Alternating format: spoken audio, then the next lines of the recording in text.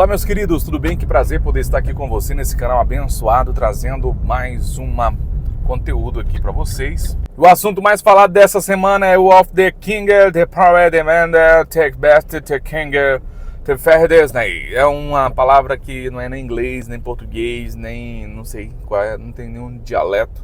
Mas o que eu estou falando é sobre um assunto que está na boca do povo esses dias. E eu gostaria de classificar aqui que existe algo sobre esse garoto que todo mundo precisa saber.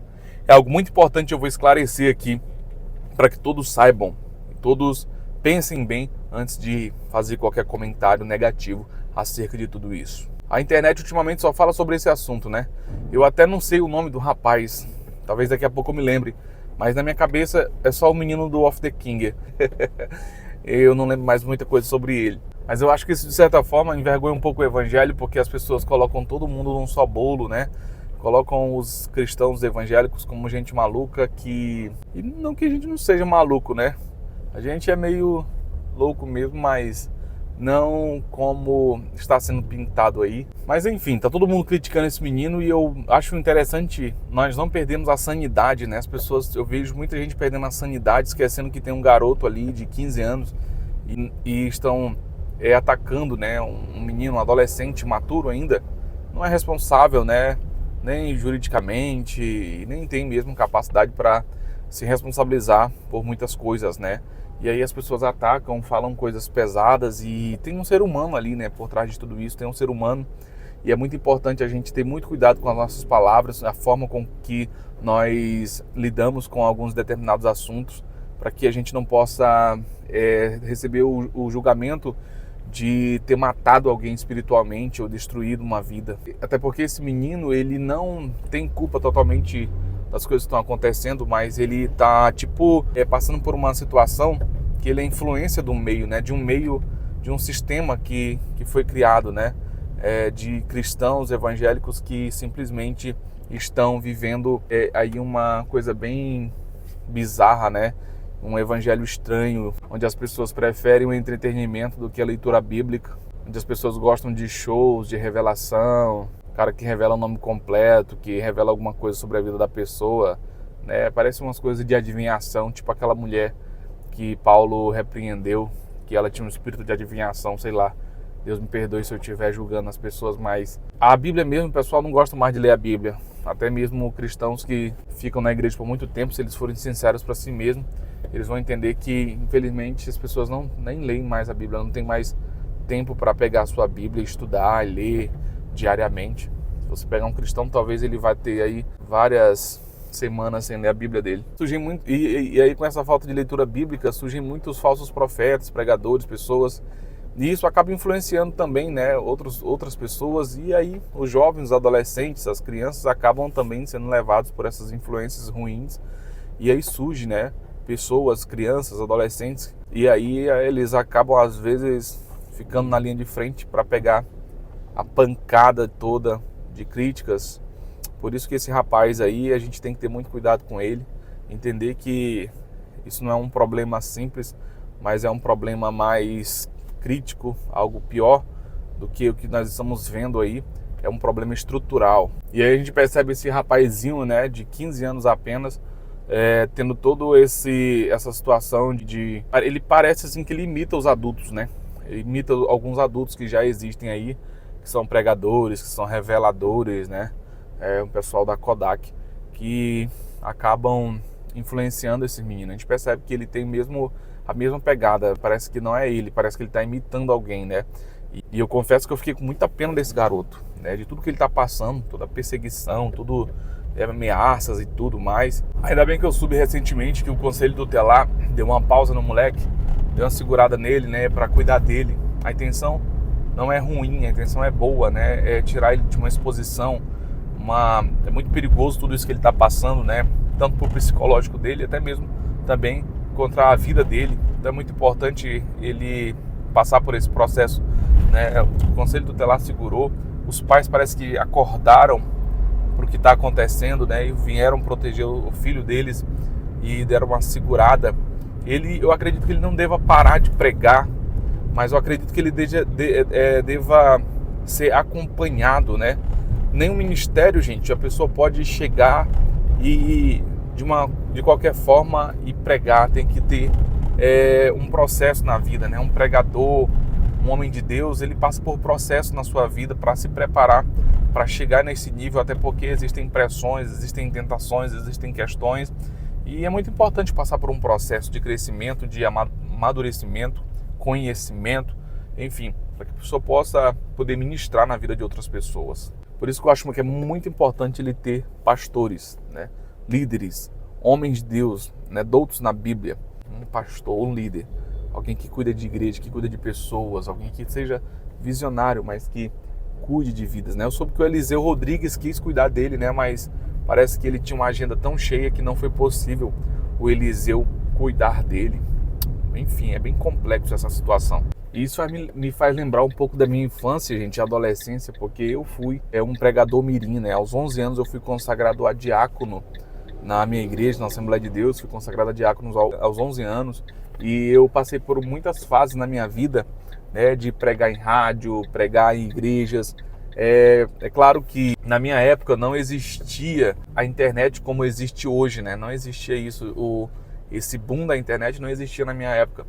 Mas eu passei por um processo de pregar muito cedo, mas eu tive alguns benefícios ao meu favor. E eu sou muito grato pelo tempo que eu tive, né, nessa fase de ser um pregador mirim, porque eu tinha tudo para não dar certo, né? Eu tinha tudo para ser um futuro problema na sociedade, porque eu era filho de uma mãe adolescente, não conhecia pessoalmente meu pai, fui criado pela minha avó, tive vários problemas na minha infância, fui revoltado, me sentia rejeitado, eu era muito revoltado, eu não conseguia estudar. Então eu era cheio de problemas por conta da falta de estrutura familiar que eu tinha.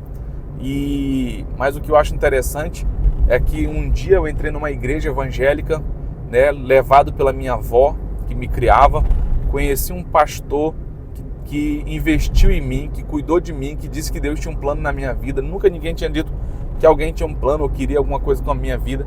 E aquele pastor me olhou como um menino ali e falou: olha, Deus tem um plano na tua vida, Ele quer fazer algo grande na tua história, tu vai ser um pregador da palavra.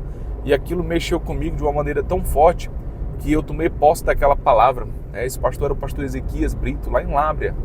O pastor Ezequias Brito de Souza me deu essa palavra e eu tomei posse dessa palavra e entreguei minha vida a Jesus. E a minha vida nunca mais foi a mesma, nunca mais fui a mesma pessoa depois desse tempo. Por quê? Porque o Espírito Santo de Deus, o Senhor Jesus, me transformou.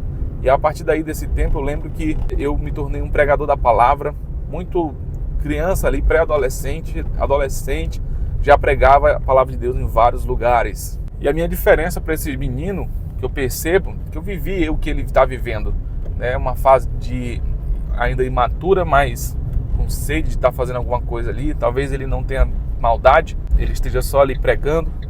Mas assim, eu vivi algo parecido, né?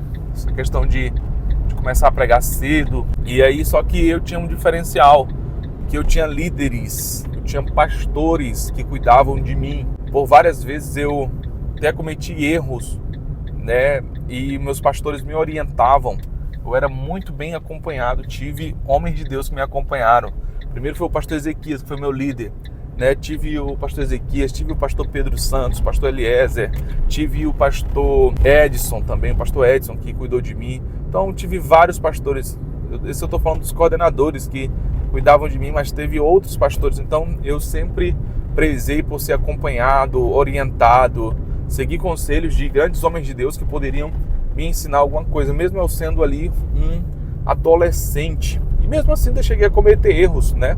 Eu lembro que eu era um doutrinador quando eu era adolescente. Eu era aquele que gostava de doutrinar mesmo a igreja. Eu lembro que tinha um pastor que gosta muito de mim, mas eu era adolescente, eu escrevi uma cartinha para ele: doutrina essa igreja. Eu estava sentado no púlpito atrás dele, entreguei essa carta para ele, ele olhou assim para mim, para trás, assim, balançou a cabeça. Hoje eu lembro dessas histórias da vergonha alheia. Eu acho que esse menino aí é o Miguel. Esse Miguel vai olhar para trás um dia, ele vai ter um pouco de vergonha de algumas coisas, né, do Off the King, essas paradas, porque é normal, né? E o adolescente, ele tem que ser contido, ele tem que ser polido, ele tem que se preparar. O púlpito é um lugar santo e a gente tem que ter muito cuidado com o que a gente coloca para pregar. A gente tem que respeitar esse menino, ele é humano, a gente tem que cuidar dele e entender que o púlpito é um lugar de pessoas que já estão moldadas pela palavra, moldadas pela vida e que estão preparadas para levar uma palavra ali para as pessoas. Eu lembro quando eu era adolescente, teve uma vez que eu estava pregando e eu dei um chute na parede. É isso mesmo, uma igreja de parede branca, e eu era doutrinador e tal, e aí me enchi lá e eu imitava um pouco o Marco Feliciano. Marco Feliciano naquela época fazia uns golpes de Kung Fu no púlpito, e aí eu imitei o Marco Feliciano, fiz uns golpes de Kung Fu também, e eu lembro que nesse golpe de Kung Fu eu dei um chute na parede, meu sapato estava sujo, ficou uma marca do meu sapato muito suja lá. E eu tenho um amigo até hoje, que é o Elieden. Na época nós não éramos amigos, ele era filho do pastor que era líder na igreja.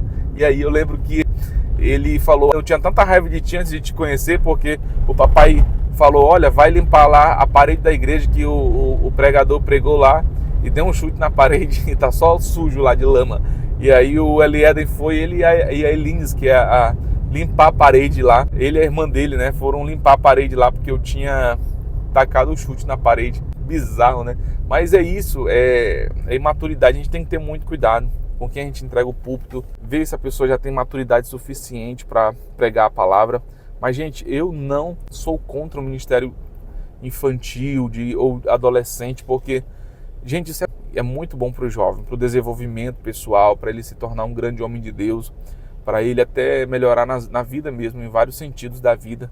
É muito importante. E para concluir, eu digo uma coisa para você: quanto mais cedo o jovem entrar assim no ministério, servindo a Deus, conhecer Jesus, ter uma experiência sobrenatural com Deus, espiritual, é melhor. Quanto mais cedo é melhor. Se você tem um filho, incentive o seu filho a se envolver na igreja, se envolver no ministério. Gente, isso vai mudar a vida do seu filho. Isso vai impedir com que muita coisa ruim aconteça com ele no futuro, influências negativas, o que mais tem. Então, você colocar o seu filho na presença de Deus, incentivá-lo a participar, a ter uma vida ministerial, ou quem sabe até mesmo descobrir o chamado dele, isso faz toda a diferença. É muito importante isso. E dentro disso, desse incentivo para essa criança ela viver uma vida do evangelho genuíno, não tem como viver isso sem Bíblia. Então incentive, compre livros, compre Bíblia para o seu filho, compre um livro, incentive ele a fazer um curso básico de teologia, né, para que ele possa viver uma fé real, uma fé genuína, e não ser influenciado por um bando de influenciador, né, por aí. Tem muita gente, muitos jovens que não têm conhecimento bíblico, não leem a Bíblia e acreditam na primeira história que contam para eles por aí, né? Infelizmente tem líderes religiosos que não fazem questão de ensinar a Bíblia, só ensinam coisas que não trazem futuro, que não causam bem para essa juventude. Isso é muito perigoso. E isso até me preocupa, porque eu tenho visto muitas igrejas fazendo... Eu fui em congressos já de jovens. Graças a Deus a minha igreja tem um congresso muito pautado na palavra. Mas eu já fui em congresso de jovens, de igrejas que levam o quê? Levam um DJ, levam uma banda que está hypada lá, que está no momento, que o pessoal agita, pula. Levam um influenciador digital para dar uma palavra. E muita dança, muito pulo, luzes apagadas, jogo de luzes, escuro, tudo muito assim, sabe, muito uma coisa assim que não edifica. Esses jovens saem de um congresso desse, eles não têm nada para nenhuma edificação, porque não ouviram uma palavra séria, não ouviram uma pregação, não despertaram um chamado, porque às vezes eu percebo que esses eventos são eventos apenas de entretenimento para esses jovens, e eles não evoluem espiritualmente. Aí surge uma geração mimada, uma geração sem Deus, uma geração perdida, e isso me preocupa muito. E tudo isso influencia pessoas fracas a surgirem para quererem ministrar nas nossas vidas e na vida das pessoas. E aí eu reitero para você, ore, vamos orar pela vida do Miguel of the King, né? Não vamos criticá-lo, não vamos tentar matá-lo, liberar palavras negativas ruins contra esse adolescente, porque, gente, é muito arriscado a gente fazer isso, né? Ele não tem culpa, ele é só uma influência, né? Ele está somente ali influenciado por algo que está... Tudo isso que ele está vivendo é uma influência não muito boa, né? Eu até fiquei feliz quando o Eliseu Rodrigues ficou de ensinar alguma coisa ali para ele, mas parece que ele não pôde mais receber a mentoria do Eliseu Rodrigues, porque ele não tinha tempo, estava com a agenda lotada. Quem são os pastores de igreja que chamam, né, um menino desse para pregar? E isso me gera muitas dúvidas. Enfim, é muito sério isso, muito sério. Vamos orar por esse menino. Ele não é mal, ele só está mal orientado. É um adolescente que precisa ser cuidado. Então eu espero que ele tenha um pastor, eu espero que ele estude, acho que termine aí o ensino médio e se levante, né, como um pregador, conhecedor, né, da palavra de Deus. Eu já vi testemunho, por exemplo, do pastor Marco Feliciano dizendo que ele se arrepende de muita coisa que ele falou e viveu, né? Então a gente tem que entender que acontece isso. E é isso, meus queridos, eu espero que você tenha entendido essa mensagem. Eu gravei esse vídeo aqui rapidinho, eu estava aqui no carro, e aí eu resolvi gravar, falar um pouco sobre esse assunto. Se você não é inscrito nesse canal, inscreva-se. Temos muitos vídeos bons aqui, gravados com mais qualidade, até porque eu estou aqui só com a luz, ó, do carro aqui. Que Deus abençoe a sua vida grandemente. Até o nosso próximo vídeo. Fique na paz do Senhor Jesus. Até mais.